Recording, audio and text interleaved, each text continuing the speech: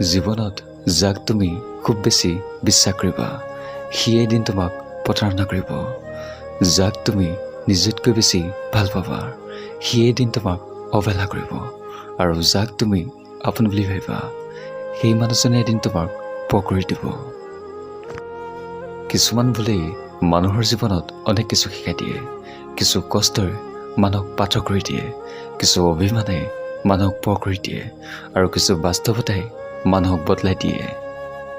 আচলতে কোনো কাৰো পাহৰি নাযায়, প্ৰয়োজন শেষ হৈ গ'লেই যোগাযোগো বন্ধ কৰি দিয়ে। আজিকালি মানুহৰ সম্পৰ্কবোৰ কোনো আন্তৰিকতা নাই, সকলোৰ ব্যৱসায় হৈ গৈছে। আজিকালি মানুহবোৰে তাৰ লগতে সম্পৰ্ক ৰাখে যাৰ লগত সম্পৰ্ক ৰাখিলে লাভ হ'ব। জীৱনত সুখী হোৱাৰ 3টা মন্ত্ৰ। যাৰ লগত তোমাৰ মন নিমিলে তাৰ লগত সম্পৰ্ক নাৰাখিবা। যি ঠাইত তোমাৰ ৰেচপেক্ট নাই সেই ঠাইত নাযাবা। যি তোমাক বুজিব নিবিচাৰে তাক বুজাই লাভ নাই। জীৱন শেষ হৈ যায় মৃত্যুৰ কাৰণে, সুখ হেৰা যায় দুখৰ কাৰণে, ভালপোৱা হেৰা যায় অভিনয়ৰ কাৰণে, আৰু বন্ধুত্ব হেৰা যায় অহংকাৰ কাৰণে।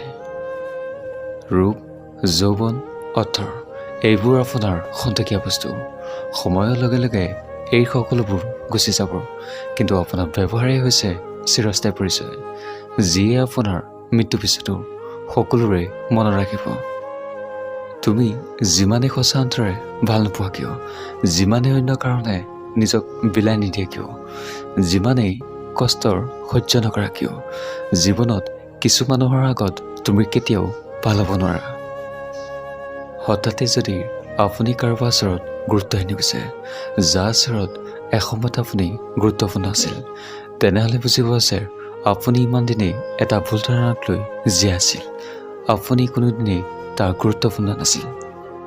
পৰিস্থিতি আৰু সময় যিমানে বেছি জটিল হ'ব সিমানে তুমি মানুহক চিনিবলৈ শিকিবা। বাৰে বাৰে ভুল ধৰি দেখুৱাই দিলেও যদি সেই মানুহজনে একেটা ভুলকে কৰি থাকে, তেনেহ'লে বুজি পোৱা যে সেইটো ভুল নহয়, সেইটো তাৰ বেয়া অভ্যাস।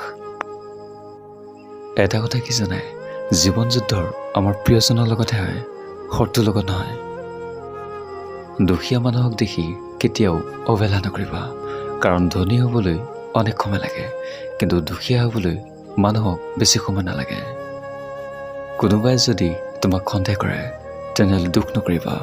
মনত ৰাখিবা যে সোণ আৰু হীৰাক সন্দেহ কৰে, সঁচা নে মিছাৰ, কিন্তু লোহাক কোনেও সন্দেহ নকৰে। হাতৰ নখ বাঢ়ি গ'লেই নখ কাটিবলগীয়া হয়, আঙুলি কাটিবলগীয়া নহয়। ঠিক তেনেদৰে সম্পৰ্কৰ মাজতো যদি কিবা ভুল বুজাবুজি হয়, ভুলবোৰ ভাঙিবলগীয়া হয়, সম্পৰ্কটো নহয়। মনৰ মাজত যদি শান্তি নাথাকে কোনো উৎসৱ আনন্দতেই ভাল নালাগে।